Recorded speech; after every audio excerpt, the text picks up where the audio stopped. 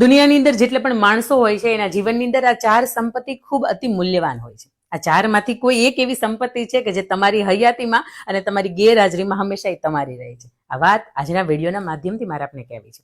એક રાજા હોય, એમને 4 રાણી હોય. પહેલી 3ની સાથે ઓછું બને, પણ ચોથી સાથે એને ખૂબ બને.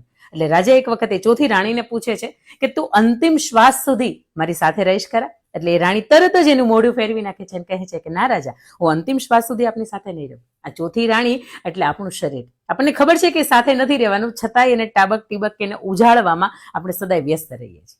રાજા હવે ત્રીજી રાણી પાસે જાય છે, એને જઈને કહે છે કે તું મારી સાથે રહીશ ખરા? એટલે એ ત્રીજી રાણી છે એવું કહે છે કે ના રાજા, આ તો ભાગ્યની વાત છે, થોડું મોઢું તો એ બગાડે છે, પણ છતાંય જો તમે નથી રહેતા તો બની શકે હું કોઈને વરી જઈશ.